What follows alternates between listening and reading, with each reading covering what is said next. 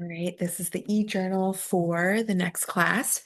This is going to be based off of building community engagement and what steps I'm going to be taking in order to include all stakeholders. So one of the questions, the first question is, what process do you use to complete collaborative inquiry and problem solving with stakeholder groups?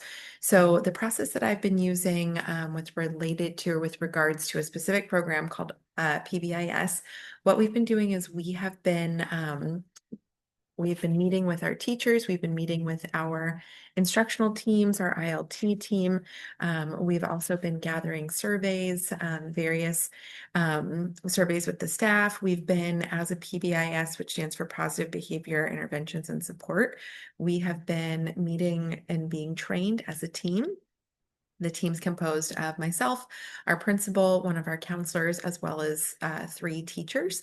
So what we've been doing is we have been going out, we've been getting trained on PBIS and on these different strategies. What we've been doing is we've been meeting with our ILT team, so our instructional leadership team, to go over our matrix. So we've been talking about our behavior matrix. That's what this training and what this program is really focused on, is positive behavior support. So how are we explicitly teaching students how to behave positively, and then also how are we going to reinforce that?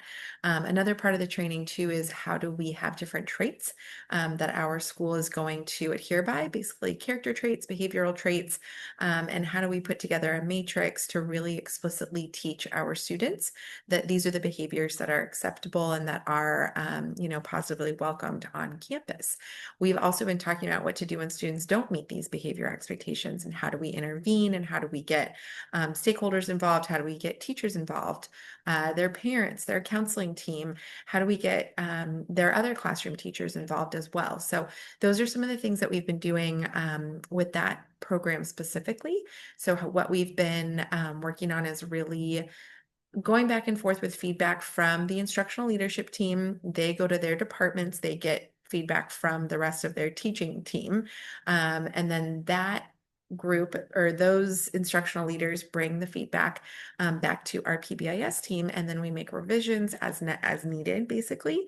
What our PBIS team did at the beginning of the school year was during professional development, we went over what PBIS was. We went over how it's going to be utilized. We went over our behavior matrix. We went over lesson plans that our teachers are going to be delivering in their homeroom classes at the beginning of the school year in order to explicitly teach these positive behaviors. We also were able to give our teaching staff a timeline for what was to come with PBIS and what future supports we were going to be offering for our teachers in order to explicitly teach our students these behaviors.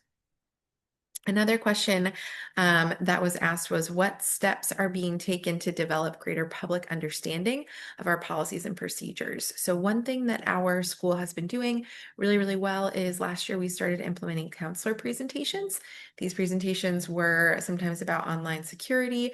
Sometimes they were about how to save for college and financial, basically just know-how on how to plan ahead for your students' future academic careers. So we've been teaming up with the counseling department in order to hold these parent nights. One of the parent nights was widely attended because our counselors were able to reach out to parents, call those groups, invite them, over the phone specifically to the parent night. And so many parents were able to show up. We also were able to translate the parent night for our Spanish speaking population as well, which proved to be really beneficial for our parents and for our community.